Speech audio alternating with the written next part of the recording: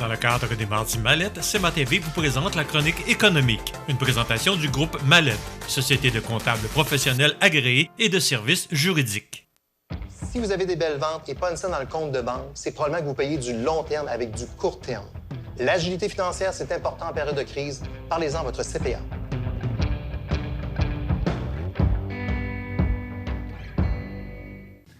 Je vous souhaite la bienvenue à cette autre chronique économique présentée par le groupe Mallette dans le cadre des Mardis Mallette. Je suis en compagnie du CPA du groupe Mallette, comptable professionnel agréé. On va finir par prendre l'habitude de le dire parce qu'avant ça, on disait tout le temps comptable agréé. Bonjour Michel, tu n'as pas dit mon nom, mais... Non, mais ça s'en vient. Ça s'en vient, c'est bon. Bon matin. Philippe, aujourd'hui, on parle... Bon, je pense qu'on s'en va pas avec des bonnes nouvelles au cours des prochaines semaines, voire des prochains mois. La pandémie va laisser sa trace, même si elle a le dos large. Là. Elle en a laissé pas mal aussi, à date de trace, là, mais c'est... Mais là, on parle d'abord du taux d'inflation. L'inflation qui... On entend depuis quelques mois, mais au cours des dernières semaines, là, l'inflation au Canada a été de 4 %, au Québec 5 %, aux États-Unis, tout dernièrement, annoncé que c'était 6 %. Donc là, ça fait des gros taux. Hein. Souvent, on a l'idée de l'inflation, on en avait déjà parlé, entre 2 et 3 %. C'était comme un taux normal, mais là, ça frappe un peu en disant c'est des taux qui sont annoncés là, de la hausse des prix depuis les derniers mois. Là. C'est quasiment le double de ce qu'on a l'habitude d'entendre, de lire dans les journaux, tout ça. Ça fait que ça fait quoi, ça? Oui, ça augmente le panier d'épicerie, le prix du pétrole a augmenté, il y a bien d'autres... On a parlé des salaires aussi dans une dernière chronique. Tout est à la hausse. Hein? En quelque sorte, c'est ça l'inflation. Mais à un moment donné, pour éviter justement qu'il y ait des surchauffes, parce qu'on le disait dans la chronique des salaires la dernière fois, justement, bien, quand les prix sont à la hausse, bien, à un moment donné, les gens ont moins de pouvoir d'achat ou ça pousse les salaires à la hausse aussi. À un moment donné, l'économie a une capacité limitée de tout soutenir ça pour, Philippe, à court terme. Est-ce qu'on s'en va à 100 000 à l'heure? Excusez-moi l'expression. Est-ce qu'on s'en va à 100 000 à l'heure dans le mur? Je te dirais non, là, quand même. Le but, là, pas une chronique... Quand ça allait, là, la capacité de payer des gens... on parle du salaire minimum à 20 $. On parle... Est-ce qu'à un moment donné, ça va C'est comme arrêter, trop beau ça? pour être vrai. Tout augmente, puis on dirait tout continue à bien aller. Tu dis à un moment donné, comme tu mentionnes, on va-tu frapper un mur? Bien, c'est la question que la Banque du Canada se pose. Et pour éviter de frapper un mur, la Banque du Canada, eux autres, ils ont des outils. T'sais. Oui, on parle de l'inflation, la hausse des prix et tout ça, mais qu'est-ce qu'on peut faire pour que ça hausse, les taux d'inflation soient plus de 4, 5, 6 %. Bien, la Banque du Canada, elle, son principal levier puis son principal pouvoir, c'est la gestion des taux d'intérêt. Quand tu dis est-ce qu'on s'en va dans le mur, bien, probablement non, parce que la Banque du Canada... Moi, je parle de récession, bien sûr. C'est ça. La Banque du Canada, elle veut s'assurer que ça va se faire en douceur. S'il y a un ralentissement économique ou si l'inflation est trop élevée, elle va vouloir tempérer l'économie. Un des premiers indices que l'économie, je ne veux pas dire est en surchauffe, mais fonctionne très bien. Est-ce qu'elle est en surchauffe actuellement? Bien, pas nécessairement en surchauffe dans le sens que il manque de la main-d'œuvre, puis on peut pas tout produire, les commandes que nos entreprises ont et tout ça, mais ça va quand même bien. On a parlé de l'immobilier qui était en surchauffe. Bien, mais les gens achètent, là. Oui, et les gens dépensent. Il y a une pénurie de main-d'œuvre, oui, mais une pénurie de produits et services. Là, qui est indirectement relié à l'approvisionnement. Ça aussi, ça contribue à l'inflation. Quand il y a, c'est l'offre et la demande. Quand il y a moins de stock sur les tablettes, bien, les gens vont vouloir acheter ce qui reste. On a déjà des fournisseurs, des commerçants qui ont dit bien, magasinez vos cadeaux de Noël. On entendait parler de ça au mois de septembre, octobre. Là. Commencez à magasiner vos cadeaux de Noël parce que il n'y aura pas autant de choix aussi longtemps jusqu'au 24 décembre. Fait que, c'est toute cette embellie-là. On dit que l'économie n'est pas en surchauffe, mais tout se fait pour que les consommateurs, dans l'espoir de ne pas perdre, de ne pas passer à côté d'un achat, bien, achètent. Fait que ça je ne veux pas dire que c'est une escalade, mais c'est... Parce que là, justement, c'est bon que tu le mentionnes, c'est que les magasins ont peur d'avoir les tablettes... dégarni parce que c'est ça. À cause de l'approvisionnement D'un autre côté, on ne viendra pas sur la saga du papier de toilette, mais c'est un peu ça, créer la demande ou l'insécurité qui va en manquer, bien là, les gens vont l'acheter. Hein? Et ça même si sortait un gros peut-être qu'il n'en paquet, manquerait ouais. pas. Mais oui. tu sais, c'est ça, c'est la panique. Fait que passer le dossier, justement, de l'approvisionnement où augmente l'inflation, à un moment donné, on ne peut pas soutenir ça. On parlait des salaires tantôt, les prix ont beau monter, mais à un moment donné, il n'y a plus de capacité à augmenter les salaires où les gens n'auront pas de capacité à tout s'offrir les biens. C'est pour ça que la Banque du Canada, elle a dit on va tempérer l'économie en gérant les taux d'intérêt. Les taux d'intérêt, là, la Banque du Canada décide ça. C'est le plus gros levier qu'elle a pour gérer l'économie, pour éviter qu'on entre trop vite en récession, qu'il y ait des surchauffes, justement, au niveau de la croissance. Et puis, avant le début de la pandémie, là, versus les taux aujourd'hui, c'est 1,5 % de moins de taux d'intérêt qui est chargé. Fait que là, la Banque du Canada, on est quasiment à... Les taux d'intérêt que la Banque du Canada décide, c'est les taux que les banques se prêtent entre eux autres puis qu'elles prêtent aux autres banques, est à 0,25 %. Il était à 1,75 % avant la pandémie.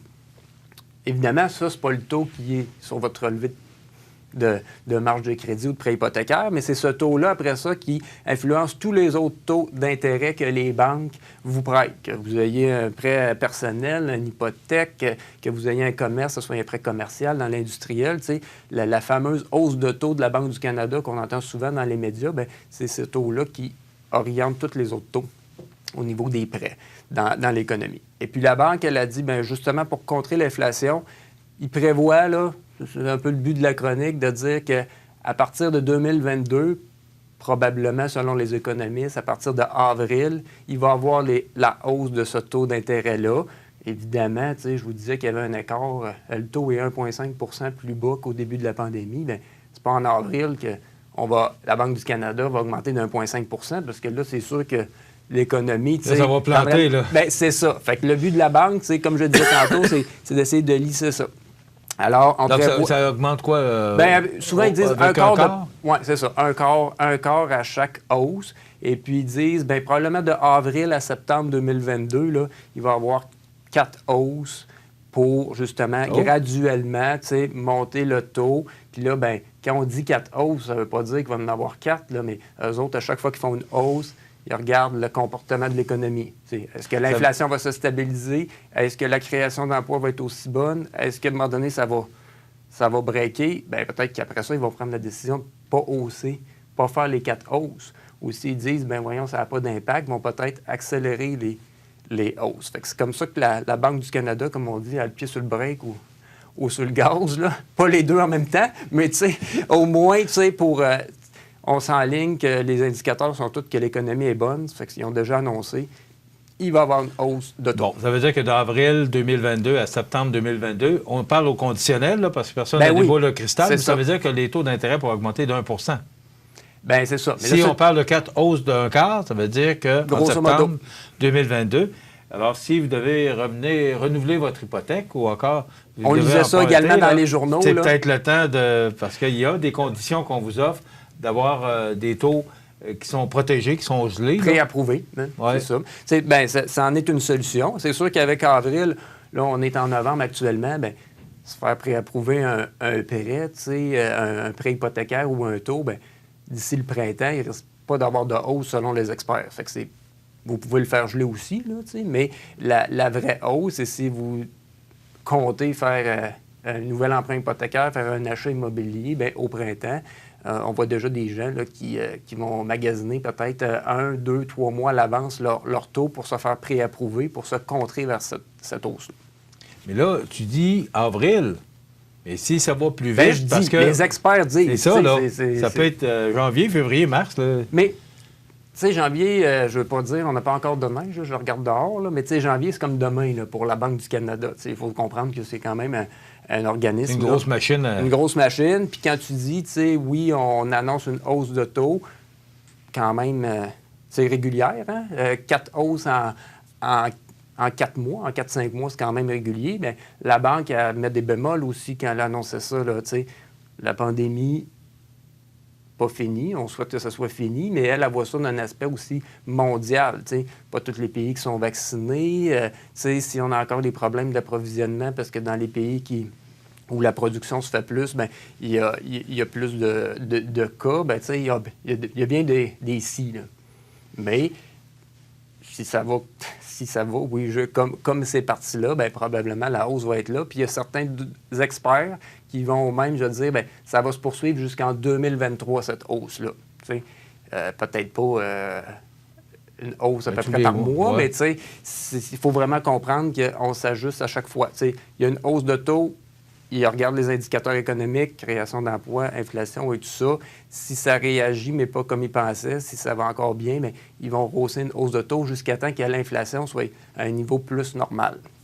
Puis là, bien, avant ça, on parlait de 2-3 d'inflation, mais là, c'est peut-être plus autour de entre 3 et 4. T'sais, ça va être leur cible, la Banque du Canada, pour dire, bien, on hausse les taux jusqu'à temps que l'inflation soit entre 3 et 4 pour dire que l'économie, là, elle va être plus stable, puis c'est ça. Et à partir de ce moment-là, là, la Banque du Canada peut, quand ils voient que tout se passe bien, là, ils peuvent rabaisser le taux. Ou dire, ben là, on se calme pour quelques mois, là, dans le fond, ça semble avoir fait l'effet, ça fait que... On garde ça à l'œil, puis... C'est ça. Autant que quand l'économie a planté au moment de la COVID, là, du début de la pandémie, pourquoi les taux ont baissé d'1,5 %? C'est parce qu'on anticipait, c'était le contraire. Là, on anticipait vraiment un crash économique. Ce qu'on dit pour éviter justement qu'on ait un crash, ils ont baissé beaucoup les taux. Là. C'était pour aider l'économie. Il faut se comprendre, ça va dans les deux sens. Mais là, on est plus dans la pente là, où les taux vont remonter. On parle de l'IPC, du prêt à la consommation, de près de 4 % Est-ce que c'est élevé? Est-ce qu'on a déjà vu ça? Bien, parce que moi, je me rappelle des années 80, des gens qui s'en souviennent, là, les taux qui avaient augmenté à 20 là, les clés chez les bureaux des banquiers, puis une telle situation, on ne verra jamais ça, je pense pas. Là. Bien, je pense pas. Puis, tu sais, les chiffres sont peut-être élevés, ce que je disais en début de chronique, mais, tu sais, il faut comprendre que le taux d'inflation est calculé versus la même période l'année passée. T'sais. L'essence coûtait moins cher. Il y avait des choses qui coûtaient moins cher à cause que l'économie avait vraiment beaucoup ralenti. Fait que là, les taux semblent élevés, mais l'an prochain, si on a des taux aussi importants, bien, il faudra se poser des questions, puis c'est pas le but de la Banque du Canada, mais probablement les taux vont revenir à un niveau plus normal.